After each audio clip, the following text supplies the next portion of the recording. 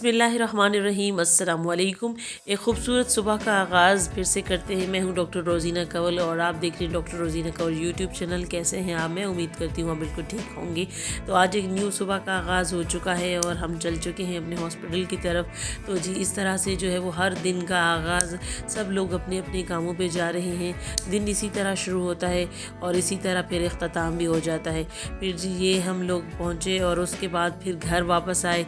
तो जी घर वापस आके आज मैंने ये कहा था कि पालक जो है ना वो मुझे पालक आलू पालक और या पालक पनीर बनाने का बहुत दिल कर रहा था बहुत दिनों से।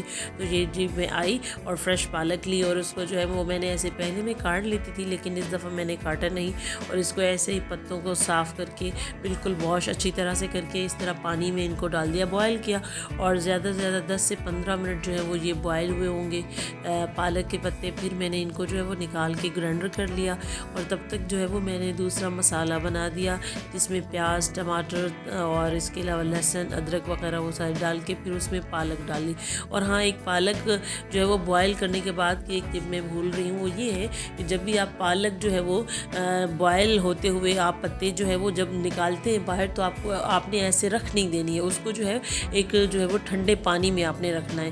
तो फिर पालक को जो आप जब ठंडे पानी में रखते हैं तो उसका जो कलर है वो बिल्कुल भी ख़राब नहीं होगा।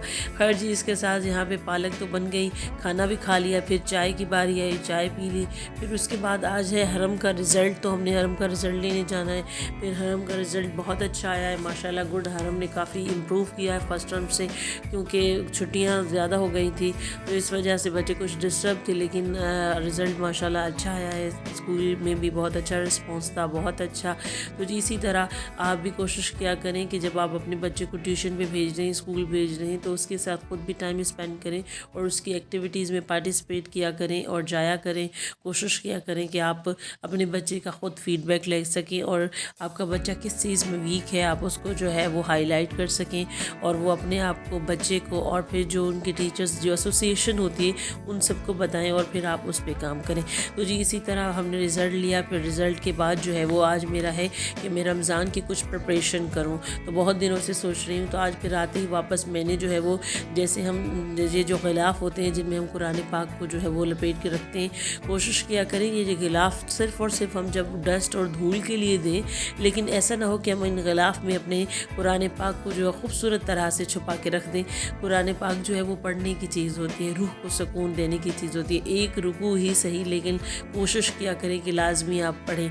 फिर इस तरह से ये मैंने सारे जितने भी मेरे पास माशाल्लाह कुरान पाक थे मैंने इनको बाहर निकाला, इनकी सही से डस्टिंग की और इसके अलावा रमज़ान की क्योंकि प्रिपरेशन है तो मैंने जितनी भी जाए नमाज थी घर में वो जो है वो उनको वॉश किया। फिर उसके बाद तस्बीह जितनी भी आपके पास तस्बीह है वो निकाली ताकि ये हमें जो है वो रमज़ान में काम आएगी।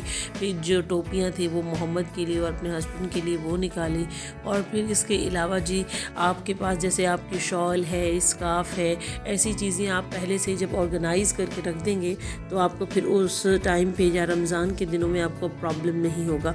तो मैंने भी ऐसी छोटी छोटी काफ़ी चीज़ें जो है वो अपनी ऑर्गेनाइजेशन में रखी ताकि टाइम बच जाए। और कोशिश करें कि आप रमज़ान के लिए पहले से जो है वो वर्क प्लान कर लें, अपना डे प्लान कर लें। और क्योंकि हमने ज़्यादा से ज़्यादा इबादत को टाइम देना है, ना कि अपने घर के कामों को, ना कि आप जैसे तो उस टाइम अगर आपसे कोई टोपी मांगे तस्बीह मांगे तो वो भी नहीं मिल रही होती और ना हमारी इतनी एनर्जी होती है, ना हमारे पास इतना टाइम होता है कि हम अत्तर ढूंढ के दे दें, टोपी ढूंढ के दे दें, तस्वीर ढूंढ के दे दें। तो कोशिश करें कि पहले ही ये चीज़ें ऑर्गेनाइज़ कर लें। तो ऐसी जो तैयारी है ना वो आप पहले से कर लिया करें ताकि आपके लिए कोई आगे चल के रमज़ान में कोई इतना हेक्टिक काम ना आए जिसमें हम जो है वो ज़्यादा परेशान हो सकें। बहुत सारे लोग जो है वो रोज़ा रखने के बाद बहुत कमज़ोर महसूस करते हैं अपने आप को और फिर जो है वो इतनी एनर्जी से कोई काम भी नहीं कर सकते।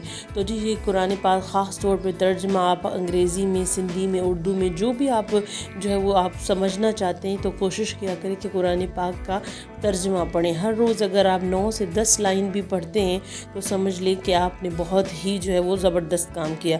और इसके अलावा जी बहुत आसान से तर्जमे वाले कुरान पाक आ गए। ये मैंने 1 साल पहले मंगवाया था, ये बहुत ज़बरदस्त मुझे लगा। इसका जो कुरान पाक का जो ये इस तरह तर्जमा एक साइड पे है और बिल्कुल साफ़ साफ़ और सीधा सीधा, तो ये पढ़ने को भी बहुत दिल करता है और आजकल मैं यही अक्सर पढ़ती रहती हूँ। तो आपके घर में जितनी कुरान पाक है कोशिश किया करें कि वक्तन फ़वक्तन उनको उठाते रहें, पढ़ते रहें, और ताकि उन पे कोई भी मट्टी ना पड़े। और जी इसी तरह से जो है वो जैसे ऐसी कुछ बुक्स होती हैं, जैसे ये सीरत नबी है मौलाना तारिक जमील की, और इसके अलावा आप जिसकी बुक्स पढ़ती हैं वो आप निकाल लें, फैज़ान रमज़ान है वो निकाल लें, और कुछ अज़कार जो हमने दुआएं पढ़नी हैं, 5 सूरह है, मंजिल है, तो ये ऐसी सारी चीज़ें जो हैं वो आप ऑर्गेनाइज़ करें और उनको बिल्कुल सामने रखें कि आपने क्या क्या करना है। और कोशिश करें कि दौरे कुरान पे आप जो है, अगर आपके नज़दीक कहीं होता है आप जाते हैं तो लाजमी जाएं, या फिर जो है वो टीवी पे भी और किसी चैनल पे भी डॉक्टर फ़रहत हाशमी का बिल्कुल पूरा दौरे कुरान है, तो वो आप उठाएं और वो जो है वो आप पढ़ते रहें। कोशिश करें कि आप जो है वो रमज़ान से पहले जितने आपके हेक्टिक काम हैं, बाहर जाने का, मार्केट जाने का, कुछ ख़रीदने का, ये सारे जो काम हैं ये आप पहले से कर लें। मील प्रिपरेशन भी हम करेंगे, उस पर भी मैं अपना एक व्लॉग आपके साथ शेयर करूंगी, लेकिन अब सिर्फ वो ऐसे काम जो घर के काम, और ये स्पेशली ऐसे जो हमें रमज़ान में हमारी रूह के लिए, हमारी रूह की ताज़गी के लिए हमें काम आएंगे, ये ऐसे काम हैं। मैंने अपनी प्रिपरेशन जो है वो इन कामों से शुरू की है रमज़ान की। इंशाल्लाह आप भी जो है वो ऐसे करेंगे और आप भी कोशिश करेंगे कि अपना जो पूरा का पूरा टाइम है वो आगे चल के इबादत को दे सकें। और फ़ोन कॉल जितनी हम, जैसे बहुत बड़ी बड़ी लंबी लंबी फ़ोन कॉल्स होती हैं कि ये हो गया है वो हो गया है, ऐसी फ़ोन कॉल से अवॉइड करें, ऐसे ग्रुप से अवॉइड करें। और ख़ास तौर पे रमज़ान में कोशिश करें कि सोशल मीडिया से आप थोड़ा कट ऑफ हो जाएं, यानी हम अपने अल्लाह से हम कलाम हों। कुरान पाक जब हम पढ़ते हैं तो हमें महसूस हो रहा होता है कि हम अल्लाह से सवाल कर रहे हैं और अल्लाह हमें उनका जवाब दे रहा है। तो हम ख़ास तौर पर ये जो महीना है अल्लाह पाक फिर से हम सबको जो है वो देने जा रहे हैं, मुबारक हम सब के लिए हो। और इस महीने में हम ज़्यादा से ज़्यादा जितनी हैं वो इबादतें कर सकें और ज़्यादा से ज़्यादा जो है वो अपने रब को राज़ी कर सकें।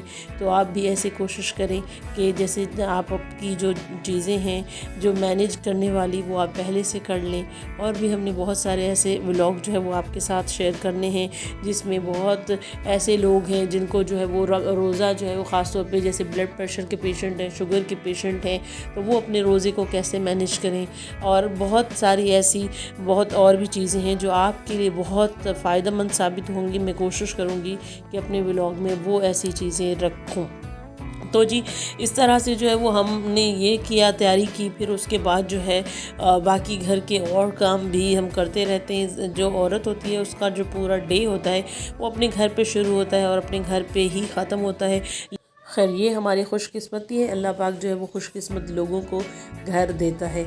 एनीवे तो जी इस तरह से जो है वो ये काम तो सारे चलते रहे। ये काम करने के बाद जो है वो बहुत सारे लोगों से भी मैं मिली हूँ, तो मुझे यही उनका जो है वो एक सवाल होता है कि बाल क्यों झड़ रहे हैं, और मेरे अपने भी बाल बिल्कुल मतलब झड़ के और मेरी स्किन जो है वो नज़र आती है बालों की। तो इस तरह से मैं ख़ुद भी तंग थी। तो क्योंकि हम बहुत रिसर्च कर रहे हैं, बहुत कुछ भी करो, तो एक चीज़ सामने आती है कि जो प्याज है उसकी बहुत ही ज़बरदस्त जो है वो क्वालिटी, रिज़ल्ट जो है वो हमारे बालों में उनके नज़र आते हैं। तो मैंने भी ये एक प्याज उठाया, फिर इसका मैंने जूस निकाला। रोज़मेरी ऑयल जो है वो बहुत ज़बरदस्त ऑयल है, कुछ ड्रॉप्स इसमें रोज़मेरी ऑयल के डाले, और इसके अलावा जो है मैंने कैस्टर ऑयल डाला, और विटामिन ई के जो है वो 2 कैप्सूल डाले। और ये जो है वो मैंने वो बना के एक रख दिया है ऑयल, और इसको मैं जो है नहाने से 2 घंटे पहले लगाती हूँ। फिर उसके बाद जो है मैं अपने बालों को वॉश कर देती हूँ। ये बहुत ज़बरदस्त रिज़ल्ट है। आज का व्लॉग आपको बहुत अच्छा लगा होगा, मुझे ज़रूर बताइएगा। नेक्स्ट व्लॉग तक अल्लाह हाफिज़।